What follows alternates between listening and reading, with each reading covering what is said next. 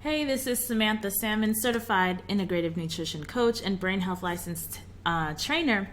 And today I want to talk about failure, the fear of failure. So I know this has come up quite a bit and with folks that I've spoken to. They're afraid that they do a health program, they're gonna fail. They're gonna spend this money and not reach the result. And when it comes to food and lifestyle changes, I don't typically have a fear of failure personally, because I know that when I commit to something, I'm going to do it. I'm going to take action, right? But maybe you've had in the past where you weren't even reliable for yourself. You didn't show up for yourself. And I've talked to folks like this, where everyone else is getting high priority over them, which is a whole separate issue. I may have to do a whole another video on that, on prioritizing your own self-care. But in terms of fear of failure, I was thinking about this. I invest in coaching programs, and I never have in my mind that I'm going to fail, because I know two things are going to happen. I'll reach the result I'm looking to achieve, or I will learn something about my business, about myself, or whatever it is I'm looking to do. I've done programs to like boost my memory and things like this, and done the exercises, right? And I've never, is my memory super powered? Probably not, right? I learned a lot of great techniques. I never really thought of those investments as failures, because I learned techniques that I know. Sometimes I use them, sometimes I don't use them, but I learned something about myself. I learned something about the brain and techniques that work, that edify me. And I've actually used some of them. So one of my first brain coaches actually was Jim Quick. And I love everything he puts out. I think he's awesome. And one of the tools that he taught us in one of his programs is like how to remember people's names. And one of them is like, when you meet someone, picture the name on their forehead. And I learned this thing, and right after I had an event. I was living in LA at the time, and I had this event that LA Food Policy Council was doing. I think this was probably back in 2018. I think this was 2018, or it could have been really early 2019. And I remember it like it was yesterday, because it was a memorable experience. I met a really awesome person, a really great friend. Her name is Lyric, right? And so I was meeting her for the first time. She introduced herself. She said her name is Lyric. I said, "Oh, Lyric." And I could see music signs on her forehead, right? Because I was utilizing this thing. I was in this event, and I had an intentionality, because I learned this thing and I had intentionality. I was like, oh, okay, I'm going into this environment. These are my people, right? I know they're friends in here, so I'm going to practice this. So I had a plan in my head for that, and I had this opportunity came up. She introduced herself, and it was like the perfect thing, because I don't know if it was Joe or Mary or something. It probably would have been harder, but hers was actually, it was very unique, and I just saw a symbol on her head. And I don't know what compelled me to even explain to her, but I had said to her, I told her about this technique that I learned, and I don't know if I was saying that I'll never forget her name. I don't know, but I was just explaining to her. And she thought it was so funny, and she probably thought I was really strange, but that was our first meeting. And then we ended up working together on the Good Food Zone policy. And now she's a mama and doing just awesome work in the world, in policy work. But just to get back to my original thing, I use this. Do I use it all the time? Am I a master at remembering everyone's name when I first meet them? No, because sometimes I end up in a situation where I'm meeting 5 new people and the names are coming back to back, and my brain's not that fast, so I'm not able to be intentional and do all the things. Sometimes you don't even know you'll end up in a situation like that, And so for me personally, if I didn't pre-plan, like this event was like I knew in advance. And so anyway, just using this example, for me personally, this investment in that program wasn't a waste because I learned new tools. I've used the tools and they did work. I got a win. Do they work for me all the time? No. But when those situations happen where when it doesn't work, if this was a really high priority for me, then I would be investigating what happened in this situation, why it didn't work, and what do I need to tweak? Because now I have the tools. I learned the thing. Now it's the application part, right? And so this is what I want to talk to you about, this whole fear of failure. There's no such thing. There's no such thing as failure. Usually when I have fear, it's fear of success. I have fears. I'm not saying I'm unique where I don't have fears. I usually have fear of success because in my mind, I will be successful. But the failure part, I never have that. I never have that as an idea. And maybe I should, maybe as a business owner, you go in when you do your plan, you have your business plan, but there should be an exit plan too, right? Which I tend to never have because I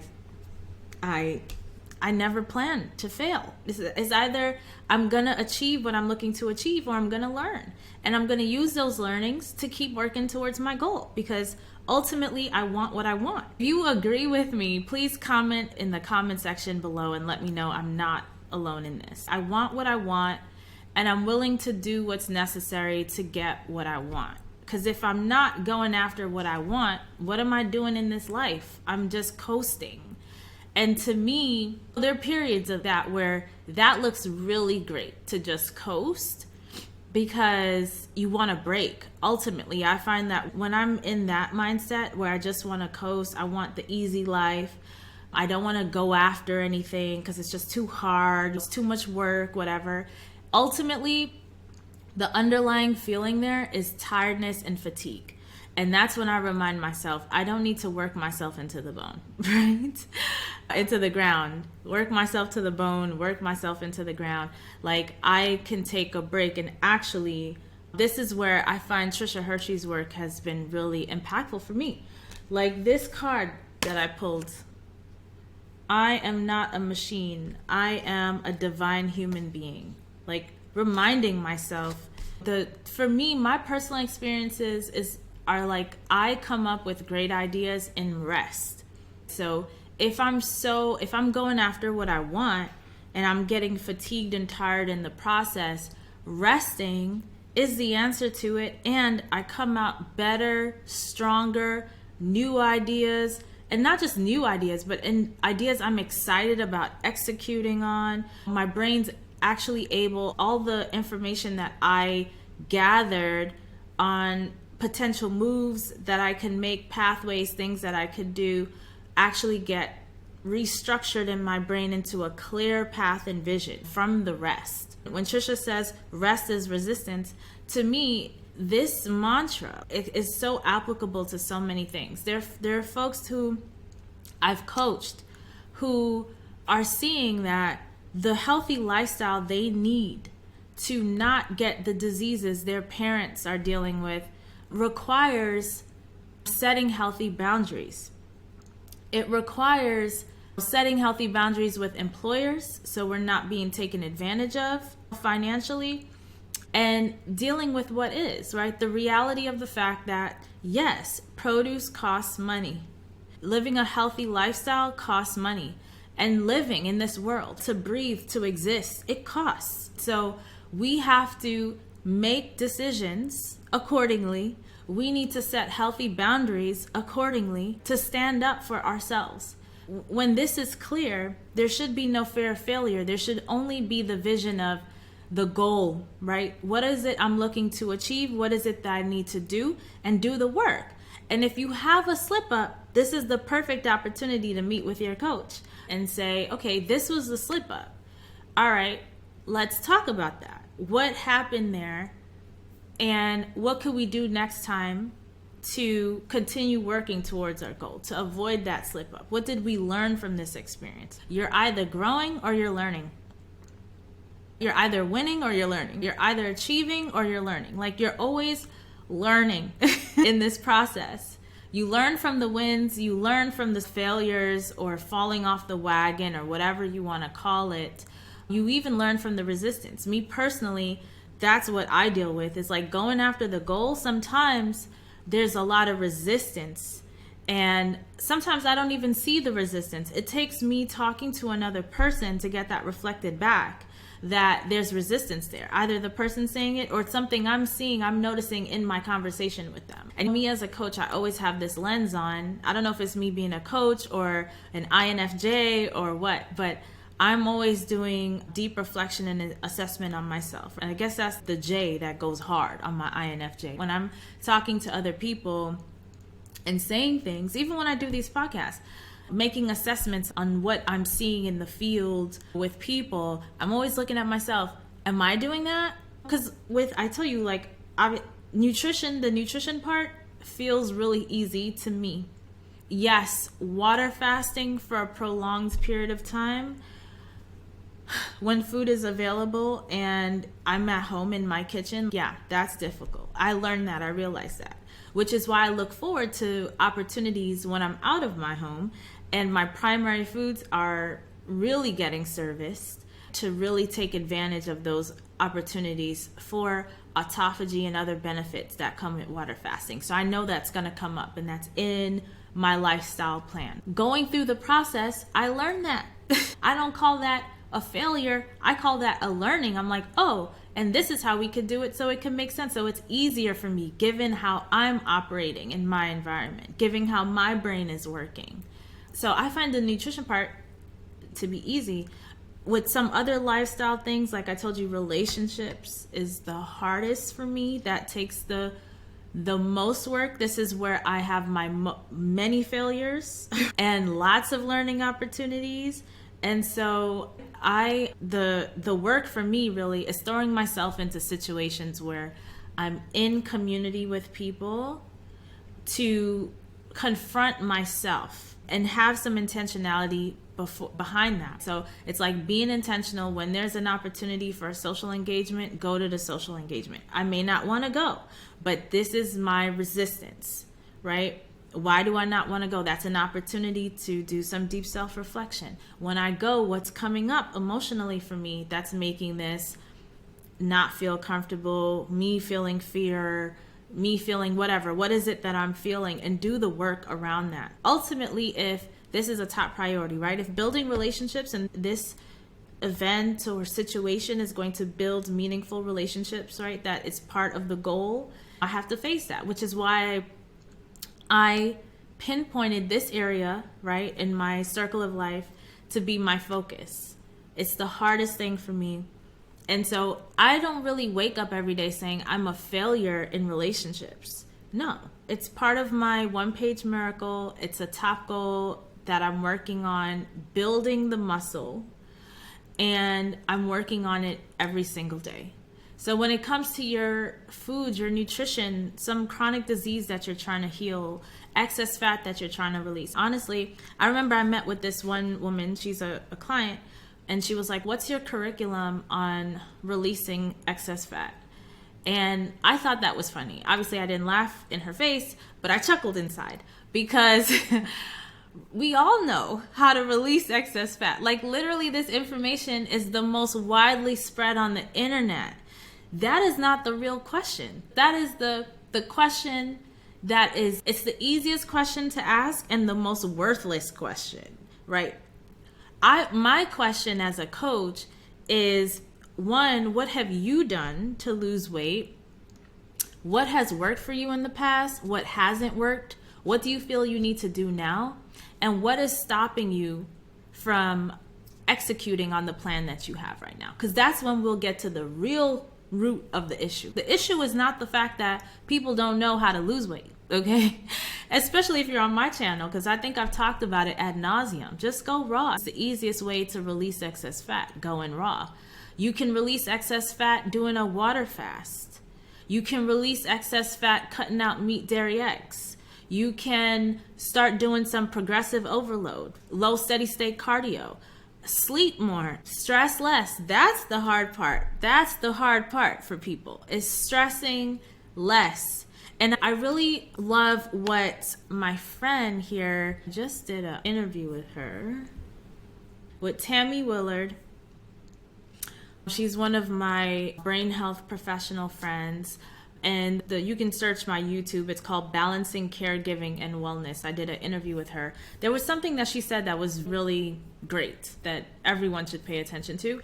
And we hadn't planned this because usually in my interviews, I like to give the guests a rundown of some questions that I may ask. I may not ask all of them, but basically that's the kind of theme of the conversation. But people say things and I get inspired to ask certain things. And so she wasn't necessarily expecting this, but I brought up the telomere effect, that book, the telomere effect, and the conversation in that book around caregivers in particular, and how they found that they have a shorter lifespan because of the stress of caregiving. And she herself is in this situation having a special needs son.